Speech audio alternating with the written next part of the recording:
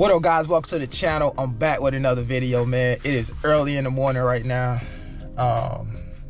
What time is it? 6:38. 6:38. Actually getting ready to go probably get my wife some coffee real quick, but I wanted to drop this video. Listen, before we get into today's topic, I gotta read this comment that was left last night on one of my videos, right? I want to hear what you guys think about this. And shout out to the person that dropped this comment, because this person makes a lot of different comments that I've noticed, but shout out to him. But I want to get you guys' take. So I made a video a couple days ago where I was talking about living below your means, and this person dropped this comment, and I don't want to take him out of context. I don't want to say him because I don't know if it's a him or a her. I'm assuming it's a guy, but I'm just gonna say this person, right? This person said, driving BMWs is not living below your means. Right? And I'm assuming that this person made this comment because I drive a BMW. A lot of people drive BMWs, right? It's not a big deal. As a matter of fact, there's someone living right down the street from me who owns the exact same vehicle that I own. Let me just ride down here just to show you guys real quick. Because according to this person, if you drive a BMW, you're not living below your means. You see that car right there? Same vehicle I own. That person not living below their means though. Listen, guys, I don't think some people know the true meaning of what living below your means is. Living below your means essentially just means that you have more money coming in than you have going out towards expenses. It doesn't mean that you can't own certain vehicles or certain assets. Look, here's another one right here. That's crazy. That's another one. Same kind of car as mine. They're not living below their means, by the way. Listen, it doesn't mean that you can't own certain things. There are a lot of people who own BMWs, Mercedes, and any other foreign vehicle that you can think of. That doesn't automatically mean that they're not living below their means, right? These people who own these types of vehicles, they probably can afford to own those vehicles. So, you know, you can't look at what someone owns and just assume automatically that they're not living below their means. So I want you guys to understand, I'm sure a lot of you already know that. I need you guys to Google living below your means and really just read the definition. That'll probably give you, you know, a little bit more clarity as to what that really means.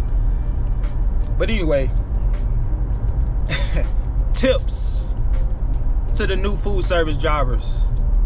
You guys getting ready to start food service. I've been getting a lot of messages and comments recently from new food service drivers, people that's getting ready to start. Shout out to y'all. So I just want to touch on that real quick, just to give you guys some really practical tips, you know, to be a more efficient food service delivery driver. So the first tip that I will give you guys is don't do food service. Nah, I'm just joking. I'm just joking. I just want to get that comment out of the way because somebody may, in fact, drop that comment. You guys know the movie 8 Mile. You remember when Eminem basically dissed himself and said all these bad things about himself, so when the other person that came up to battle him, he didn't have nothing else to say because M already said everything about himself. If you watch that movie, you know what I'm talking about. So I'm just putting all the bad stuff out there. So don't join food service. It's a back-breaking job. It's slave work, and it's just a horrible job, man. So let me just put all that out there. Listen, tips. Well, hopefully you have a good trainer. That's number one, right? So pay attention to your trainer. If you don't have a good trainer, if your trainer, you know, gets upset with you asking questions, and you know, if they're not showing you everything that you need to know about, you know, becoming a food service driver, then you may need to see about getting someone else to train you. That's really the first tip that I would give you. You know, don't just turn into a helper. That's one thing that I like to tell you guys when you're starting out in food service. You know, there are a lot of trainers that will use you just for a set of hands, and they're not really showing you how to do the job. So that's the first tip I would give you. Just make sure you're being trained properly and you're not just a glorified helper, because there's gonna come a point in time where you're gonna be out there on your own. If you're not learning anything, with your trainer, then you're gonna be lost in the sauce when you get out there on your own. So that would be the first tip. I think the second thing that I would tell you guys to be a more efficient driver is to be organized in your trailer. Make sure you're organized, right? You know, once you start breaking down those pallets, if you have a palletized route and you know you have multiple stops on one pallet, you know, just try to put your stops in order based on, you know, how you run the route. Try to separate your cases. So for example, you know, if you had stop 1 and you have stop 2 and 3 on one pallet, then, you know, you want to keep your cases for stop 2 together, your cases for stop 3 together, and so on and so forth. Just kind of put them over to the side so you know where they are, so you can, you know, grab them when you need them. So keeping an organized trailer will help you be more efficient as a food service delivery driver. Also, being able to park as close as possible to where you're making your deliveries at. You know, don't make it harder on yourself by parking far away from where you need to make your delivery. Now, in some cases, you may not have a choice, because, you know, there are some places where you make your deliveries at, you just can't get close as you would like to get. But if you can, you want to be able to park as close as possible. So that would be another tip to be more efficient. Also, just getting familiar with the cases. Once you get to the point to where you can just kind of eyeball your cases, and before you even put them on your hand truck, you already visualize it in your mind how you're gonna stack it on your hand truck, then you're gonna, you know, you're gonna get faster, right? Because stacking that hand truck is basically like playing a game of Tetris. You just turning the cases the best way possible to get the most amount of cases on that trailer that you can handle safely. Speed will come over time. That's the thing about food service. You're not gonna be super fast when you start. It's probably gonna take you a solid month or two, or even longer, to start building up your speed, because it does take time, right? Every stop is different. You know, you may have to take a long walk at a certain stop to make your delivery. You may have to go up and down, you know, an elevator to make deliveries. You may be making a delivery to a mall where you have to go, you know, all around the mall to make a certain delivery. So, you know, it's a lot of different situations that you encounter in the food service game. So it's not a one size fits all type of answer, because, you know, not every stop is the same. But yeah, those are definitely a few tips that I will give you guys to be a more efficient driver. And also, you know, invest in a back brace, man. I don't wear mine as often as I probably should, but I still would recommend having one. The same thing with gloves. I would say have a good set of gloves. Some people don't like to wear gloves. If that's you, that's fine. You don't have to. I like wearing gloves just because, you know, sometimes dealing with some of the cases, you may have a damaged case that's leaking, or, you know, even pulling out the ramp. The ramp is filthy and dirty and stuff like that. And me personally, if I can help it, I just try to stay, you know, as clean as possible. I keep sanitizer in my truck and all of that type of stuff, even though I'm wearing gloves. For me, you know, cleanliness is important to me, so I just try to be as clean as possible while doing a job that can get messy. But again, that's just a preference. It's not something you have to do. And just being safe, man. Just being safe. Not necessarily being in a rush. I know delivering to a lot of these customers, we have window times to where we have to make our deliveries to certain customers by a certain time of the day. So being on time is important. And depending on what company you work for, you know, you get incentives for getting your route done early and stuff like that. So, but yeah, at the same time, you know, you want to be safe. Those are just some practical tips that I will give you guys that are getting ready to start food service. I'm sure a lot of you guys have done your homework, you've done your research, you know, you've watched several YouTube content creators talking about food service.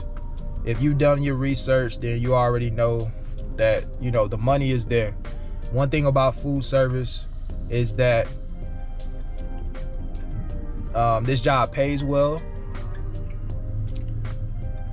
and food service is consistent money for the most part. It's consistent money,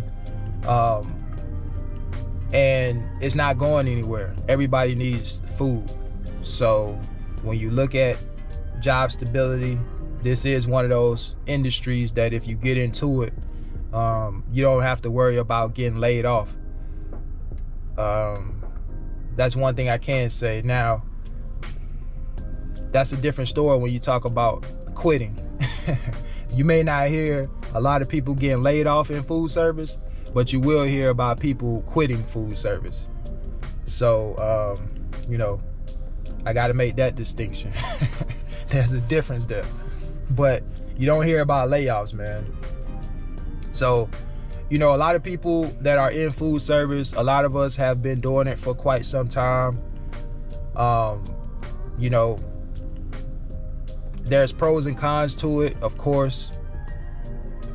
And I talk to guys out here, all different ages, that are still doing food service. I mean, I got videos on my channel to prove it, so it's documented. I mean, I talked to a guy that worked for US Foods that's been doing it for over 20 years, and he's actually still out here doing it. I ran into him, you know, a few months ago, so he's still out here. So, you know, there's people out here, man, that's been doing it for a long time. And again, this is a job that you could do where you can get your money up fairly quickly, right? You can get your money up fairly quickly. People ask me, can you make six figures? Somebody just asked me that, yesterday, I think it was, or the day before. Just DM me and ask me, can they make six figures in food service? Yes. I mean, you can just look at the comments on some of my food service videos, man. You're gonna see people in there telling you that they made over $100,000 a year, that they make, you know, they're making well over six figures. So again, the money is definitely there doing this type of job. It's a physically demanding job. It's a tough job. This job isn't for everybody. You know, there's gonna be days where you're gonna feel like quitting. There's gonna be days where you don't feel like getting out of bed. You know, there's gonna be days where, you know, you get to your first stop and you open up that trailer and you see all these cases and you wanna you wanna go back home right then and there. So, you know, but at the end of the day, when you head back to that yard or you head back to that DC, you like, man, I got this day done. You know, you get to that last stop and you know that's it. And, you know, you get all those cases off the trailer and you done. You know what I'm saying? when payday comes, you look at that pay stub and you like, yeah, I think I'm gonna hang around for just a little bit longer. You know what I mean? And you keep telling yourself that, and then years go by and you're still there because of the money, right? So it happens, man. It's just the reality of it. And so again, this isn't something that you have to do long term if you don't want to. There are a lot of other jobs out there. I got Cisco right in front of me right now. It's funny, he's at the light. Shout out to Cisco. But yeah, this isn't something that you have to do long term if you don't want to, man. You know, find what works for you. That's what I say when it comes to trucking. Find a trucking job that works for you. What works for somebody else may not work for you, and that goes for any job in trucking. Like I say, man, you know, the job that you think is the perfect job out there, there's somebody right now that's looking for another job doing that thing that you think is the perfect job. So everything isn't for everybody. I don't care what job it is. You know what I mean? So you just have to figure out where you fit in. What's the best fit for you? That's the best advice I can give you. You know what I'm saying? I document my journey and some of the things that I go through as a food service delivery driver, and you guys can watch those videos and then make your own conclusion and determine whether or not that's something that you can see yourself doing. You know what I mean? And if it is, give it a shot. If you do it and you don't like it, fine, go do something else. You know what I'm saying? It's so many opportunities out there, man. It's so many opportunities out here. You know, I'm not here to say one job is better than the next job or that job suck or whatever the case may be. I've talked about beer delivery drivers, or not necessarily beer delivery drivers, but I talked about being a beer delivery driver when I was one, and I didn't like that job. So guess what?